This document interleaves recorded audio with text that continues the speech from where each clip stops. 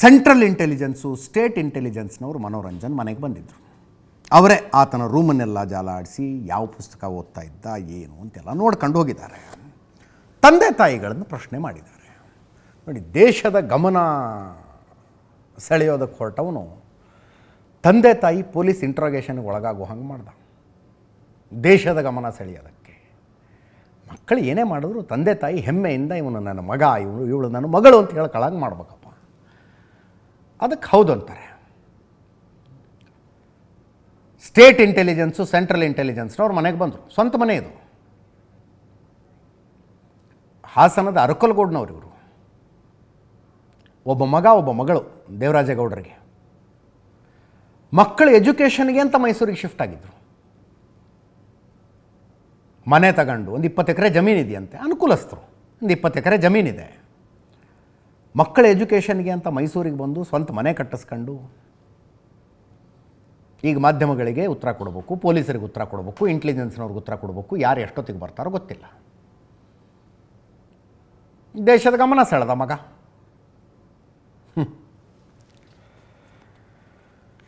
ಅವನ ನಡವಳಿಕೆ ಹೆಂಗಿತ್ತು, ಹಿನ್ನೆಲೆ ಏನಿತ್ತು, ಕ್ರಿಮಿನಲ್ ಬ್ಯಾಕ್ಗ್ರೌಂಡ್ ಏನಿದೆಯಾ ಎಲ್ಲ ಪ್ರಶ್ನೆ ಮಾಡಿದ್ದಾರೆ. ಈ ಒಂದು ಫೇಸ್ಬುಕ್ ಅಕೌಂಟೇ ಇನ್ನೂ ಪತ್ತೆ ಆಗ್ತಿಲ್ಲ, ಸೋಷಿಯಲ್ ಮೀಡಿಯಾ ಅಕೌಂಟು. ಪೊಲೀಸರಿಗೆ ಡೌಟ್ ಬರ್ತಾ ಇರೋದು ಯಾವುದೋ ಫೇಕ್ ನೇಮಲ್ಲಿ ಇವನು ಆಪರೇಟ್ ಮಾಡ್ತಿದ್ದ ಅಂತ ಡೌಟ್ ಬರ್ತಿದೆ.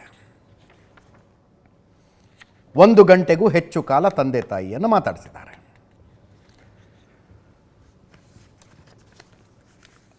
ಮಕ್ಕಳು ಚಿಕ್ಕವರಿದ್ದಾಗಲೇ ಎಜುಕೇಷನ್ಗೆ ಅಂತ ಇಲ್ಲಿಗೆ ಬಂದಿದ್ದು. ಸಾಕಷ್ಟು ಸ್ಥಿತಿವಂತರಾಗಿರೋ ಕುಟುಂಬ. 15 ವರ್ಷದಿಂದ ಮೈಸೂರಲ್ಲೇ ಇದ್ದಾರೆ.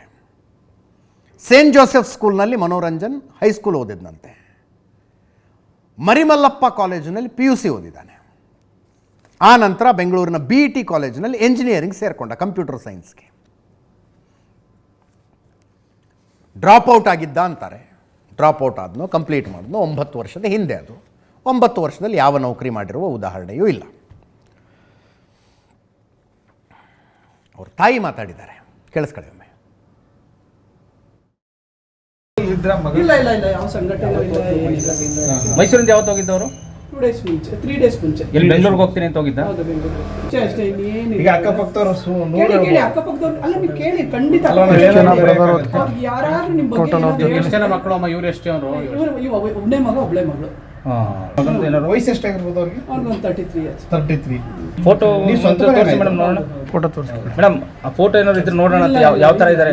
ಇಲ್ಲ, ಫೋಟೋ ಎಲ್ಲ ಏನಿಲ್ಲ. ನೀವು ಒಂದು ಆಧಾರ್ ಕಾರ್ಡ್ ಆಗ್ಲಿ ಇದಾಗ್ಲಿ ಎಲ್ಲ ಅವನೇ ಇಟ್ಕೊಂಡಿದ್ದಾನೆ. ಯಾವ ಅಡ್ರೆಸ್ ಇದೆ? ಎಲ್ಲ ಇದೆ ಅಡ್ರೆಸ್ ಎಲ್ಲ, ಅವನ ಅಡ್ರೆಸ್ ಎಲ್ಲ ಇದೆ ಇಲ್ಲಿ ಮೈಸೂರಲ್ಲಿ ಇದೆಯಾ? ಇಲ್ಲ, ಅವನು ಬೆಂಗಳೂರಿಗೆ ಇಲ್ಲಿ ಎಲ್ಲ ಹೋಗಿ ಬರ್ತೀವಿ. ಅವ್ನು ಏನು ಪೋಸ್ಟ್ಗಳೇ ಬರ್ತಿರ್ಲಿಲ್ವಲ್ಲ, ಯಾವ್ದಾದ್ರು ಪೋಸ್ಟ್ ಫೋನು ಇರ್ಲಿಲ್ಲ ಅವನ ಹತ್ರ. ಒಳ್ಳೆ ಎಜುಕೇಶನ್ ಮಾಡಿದ್ರು, ಜಾಬ್ ಮಾಡ್ಬೇಕು ಅಂತ ಇಲ್ವಾ? ಇಲ್ಲ, ಜಾಬ್ ಇಷ್ಟ ಇರ್ಲಿಲ್ಲ ಅವನಿಗೆ. ಇಷ್ಟ ಇರಲಿಲ್ಲ. ಅಲ್ಲ, ಓಟು ಇಲ್ಲೇ ಆಗ್ತಾ ಇದ್ರೆ ಮೈಸೂರಿನಲ್ಲಿ? ಅವ್ನು ಓಟೇ ಹಾಕಿಲ್ಲ ಸುಮಾರು ವರ್ಷಗಳಿಂದ. ಏನು ಓದವ್ರ ಮೇಡಮ್? BE ಮಾಡಿದ್ದಾನೆ.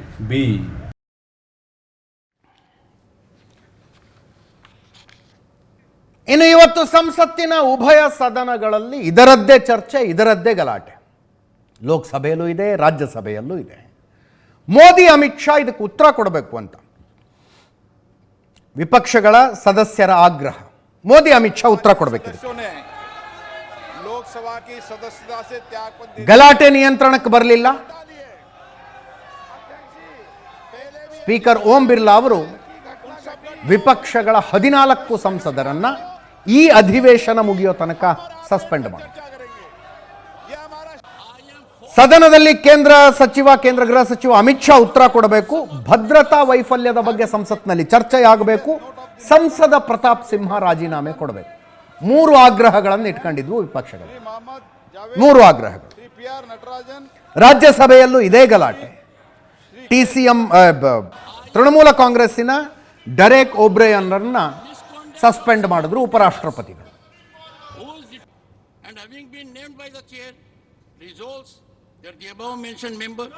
ಕೇಂದ್ರ ರಕ್ಷಣಾ ಸಚಿವರು ರಾಜನಾಥ್ ಸಿಂಗ್ ಅವರು ಒಂದು ಉತ್ತರ ಕೊಟ್ಟು, ಕೇಳಿಸ್ಕೊಳ್ಳಿ.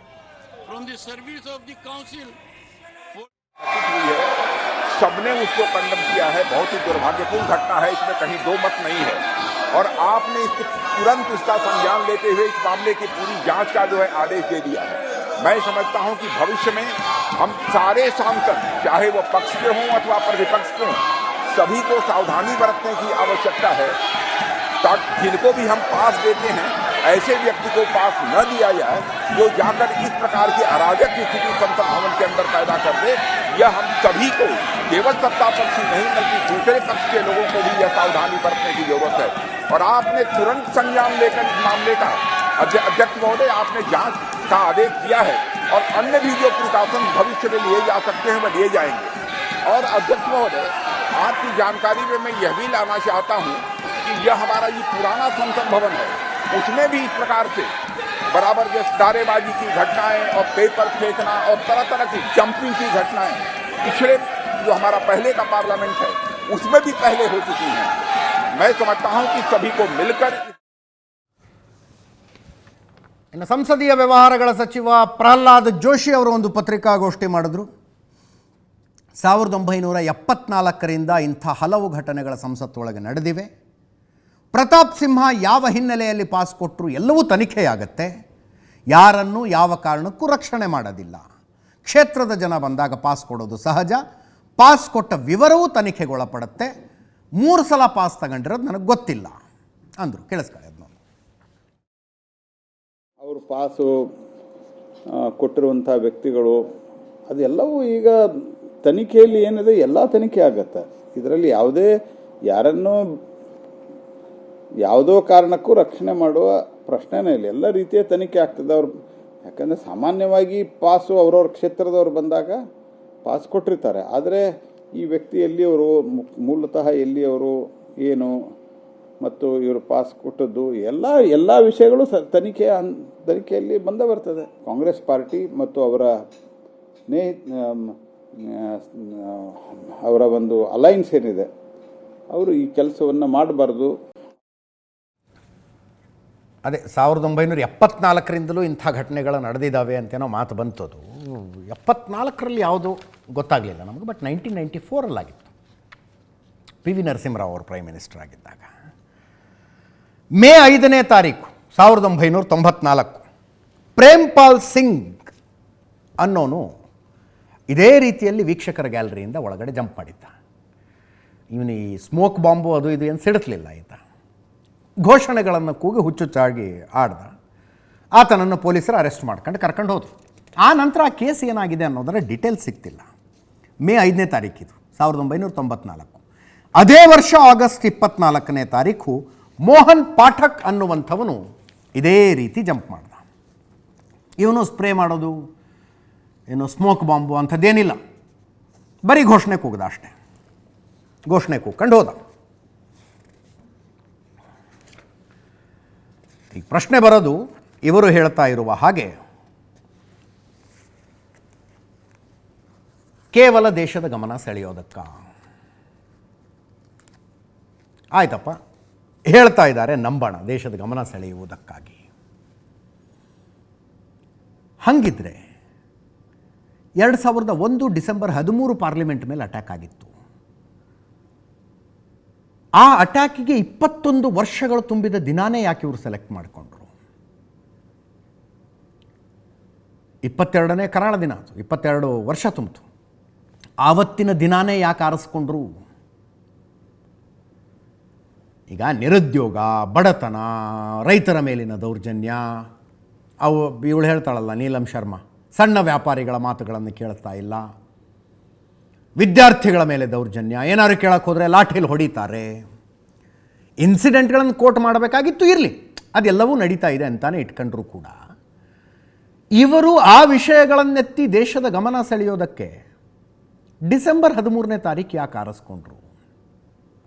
ಒಂದು ಪ್ರಶ್ನೆ. 10 ದಿವಸ ಆಗಿದೆ ಅಧಿವೇಶನ ಶುರುವಾಗಿ. ಅದೇ ತಾರೀಕು ಯಾಕೆ ಆರಿಸ್ಕೊಂಡ್ರು? ಟೈಮಿಂಗ್ ಕೂಡ ಹೆಚ್ಚು ಕಡಿಮೆ ಅದೇ. 2001ನೇ ಇಸ್ವಿ ಡಿಸೆಂಬರ್ 13ನೇ ತಾರೀಕು ಇವರು ಏನು 1 ಗಂಟೆ 1 ನಿಮಿಷಕ್ಕೆ ಒಳಗೆ ಜಗದ ಗಲಾಟೆ ಮಾಡಿದ್ರಲ್ಲ, ಆ ಟೈಮ್ನಲ್ಲಿ ಜೋರು ಫೈರಿಂಗ್ ಆಗ್ತಿತ್ತು ರೀ ಪಾರ್ಲಿಮೆಂಟ್ನಲ್ಲಿ. ಅದೇ ದಿನ ಅದೇ ಸಮಯ ಇವರು ಆರಿಸ್ಕೊಂಡಿದ್ದು. ವೈ? ಕೋ ಇನ್ಸಿಡೆನ್ಸಾ? ಇವ್ರಿಗೆ ಗೊತ್ತಿರಲಿಲ್ವ ಅದು? ಆವತ್ತು ಬೆಳಗ್ಗೆ ಪಾರ್ಲಿಮೆಂಟ್ ದಾಳಿಯಲ್ಲಿ ಹುತಾತ್ಮರಾದ 9 ಜನರಿಗೆ ಪ್ರತಿ ವರ್ಷದ ಸಂಪ್ರದಾಯದಂತೆ ಪ್ರಧಾನಮಂತ್ರಿಗಳು, ಗೃಹ ಸಚಿವರು, ವಿಪಕ್ಷ ನಾಯಕರು ಸೋನಿಯಾ ಗಾಂಧಿ ಅವರು ಶ್ರದ್ಧಾಂಜಲಿ ಸಲ್ಲಿಸಿದ್ದಾರೆ. ಆವತ್ತಿನ ದೃಶ್ಯ ಇದೆ 2001.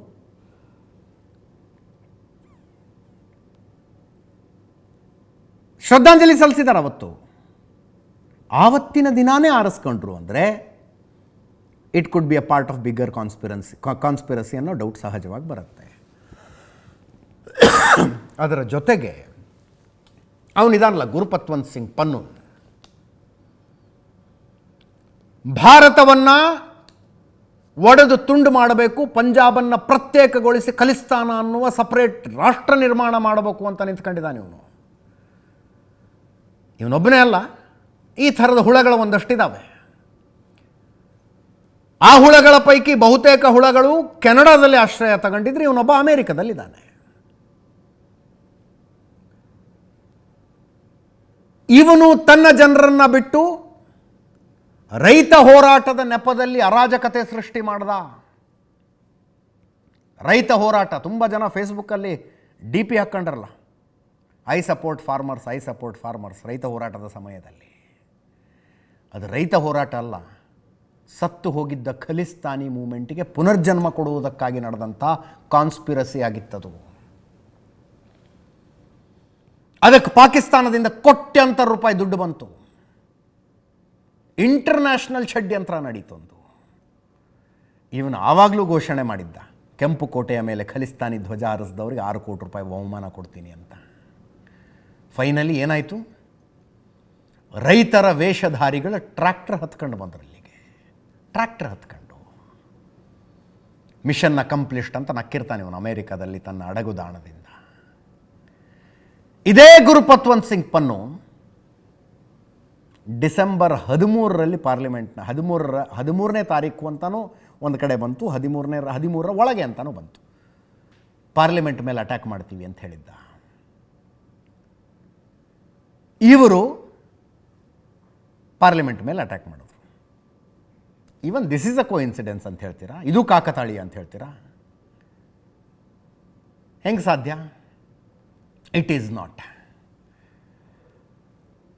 ಸರಿನಾ ತಪ್ಪ? ಈಗ ಈ ದಾಳಿ ಮಾಡಿದವರು, ಈ ಕೃತ್ಯದಲ್ಲಿದ್ದಂಥವ್ರು ಎಲ್ಲರೂ ಸಿಖ್ ಯುವಕರು ಯುವತಿಯರು ಆಗಿದ್ದರೆ ನೇರವಾಗಿ ಖಲಿಸ್ತಾನಿ ಮೂಮೆಂಟಿನ ಕೈವಾಡದ ಪ್ರಶ್ನೆಗಳನ್ನು ಎತ್ತಬಹುದಾಗಿತ್ತು. ಹಂಗಲ್ಲ. 6 ಜನ 5 ಬೇರೆ ಬೇರೆ ರಾಜ್ಯಗಳವರು. 6 ಜನ 5 ಬೇರೆ ಬೇರೆ ರಾಜ್ಯಗಳವರು. ಅವಳು ನೀಲಂ ಕೌರ್ ಒಬ್ಬಳು, ವಿ ಮೇ ಟ್ರೇಸ್ ಹರ್ ಏನೋ ಸಿಖ್ ಪಂಥಕ್ಕೆ ಅವಳ ಸಂಬಂಧ ಟ್ರೇಸ್ ಮಾಡಬಹುದು, ಉಳಿದವರಲ್ಲ. ಹಂಗಂತ ಕೆಂಪು ಕೋಟೆಯ ಮೇಲೆ ಖಲಿಸ್ತಾನಿ ಧ್ವಜ ಹಾರಿಸಿ ಅಂತ ಈತ ಕರೆಯನ್ನು ಸಿಖ್ ಯುವಕರಿಗೆ ಅಷ್ಟೇ ಕೊಟ್ಟಿರಲಿಲ್ಲ. ಯಾರು ಧ್ವಜ ಹಾರಿಸಿದ್ರು ಅವರಿಗೆ 6 ಕೋಟಿ ಅಂದಿದ್ದ ಇವನು. ಹಾಗೆ ಪಾರ್ಲಿಮೆಂಟ್ನಲ್ಲಿ ಈ ಗಲಾಟೆ ಮಾಡೋದಕ್ಕೇನಾದರೂ ಬಹುಮಾನದ ಘೋಷಣೆ ಮಾಡಿದ್ನ? ಮ್ಯಾಟರ್ ಆಫ್ ಇನ್ವೆಸ್ಟಿಗೇಷನ್ ಅಲ್ಲ, ಇನ್ವೆಸ್ಟಿಗೇಷನ್ ಆಗಬೇಕಲ್ಲ. ಇವರು ತಮ್ಮನ್ನು ತಾವು ಕ್ರಾಂತಿಕಾರಿಗಳು ಅಂದ್ಕೊಂಡವರು, ಕ್ರಾಂತಿಕಾರಿ ಕೆಲಸ ಮಾಡಿದ್ದೀವಿ ಅಂದ್ಕೊಂಡವರು ಡಿಸೆಂಬರ್ 13ಕ್ಕೆ ಯಾಕೆ ಮಾಡಿದ್ರು? ಪಾರ್ಲಿಮೆಂಟ್ ಅಟ್ಯಾಕ್ಗೂ ಇವರು ಮಾಡಿದ್ದಕ್ಕೂ ಗುರುಪತ್ವಂತ್ ಸಿಂಗ್ ಪನ್ನೂನ ಬೆದರಿಕೆಯ ಸಂದೇಶಕ್ಕೂ ಇವರು ಮಾಡಿರೋದಕ್ಕೂ ಸಂಬಂಧ ಇಲ್ವಾ? ಗೊತ್ತಾಗಬೇಕಾಗಿರೋದು. ಆವಾಗ ಇವನು 6 ಕೋಟಿ ರೂಪಾಯಿ ಬಹುಮಾನ ಘೋಷಣೆ ಮಾಡಿದ್ದಾಗ ಕೆಂಪು ಕೋಟೆ ಮೇಲೆ ಖಲಿಸ್ತಾನಿ ಧ್ವಜ ಹಾರಿಸೋದಕ್ಕೆ ದೀಪ್ ಸಿಧು ಸಿಂಗರ್ ಅವನು, ವಾರಿಸ್ ಪಂಜಾಬ್ ದೇ ಅನ್ನುವಂಥ ಸಂಘಟನೆ ಅವನು ಬಂದಿದ್ದ ಧ್ವಜ ಹಾರಿಸೋದಕ್ಕೆ ಟ್ರ್ಯಾಕ್ಟರ್ ಹತ್ಕೊಂಡು. ಹಾರಿಸಿಯೂ ಬಿಟ್ಟರು.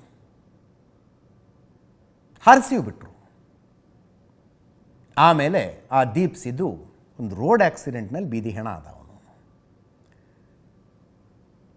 ಕೆನಡಾದಲ್ಲಿ ಕೂತ್ಕೊಂಡು ಈ ಕೆಲಸ ಮಾಡ್ತಾ ಇದ್ದಂಥ ಅನೇಕರು, ನಿಜ್ಜರ್ ಸೇರಿದಂತೆ, ಅಪರಿಚಿತರ ಗುಂಡಿನ ದಾಳಿಗಳಿಗೆ ಬಲಿಯಾಗಿದ್ದಾರೆ. ಅಪರಿಚಿತರ ಗುಂಡಿನ ದಾಳಿಗಳಿಗೆ ಅದಕ್ಕೂ ಭಾರತಕ್ಕೂ ಏನು ಸಂಬಂಧ ಇಲ್ಲ.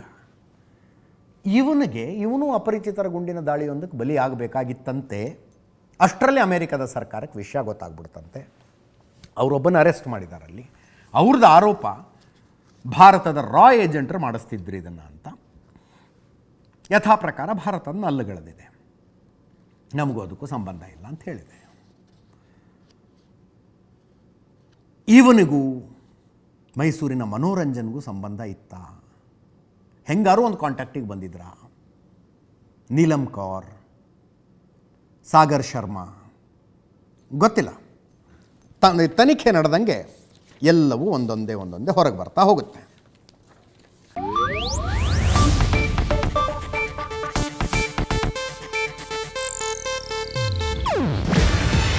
ಇದು ಏಷ್ಯಾನೆಟ್ ನ್ಯೂಸ್ ನೆಟ್ವರ್ಕ್ ಪ್ರಸ್ತುತಿ. ನೀವು ನೋಡ್ತಿದ್ದೀರಾ ಏಷ್ಯಾನೆಟ್ ಸುವರ್ಣ ನ್ಯೂಸ್.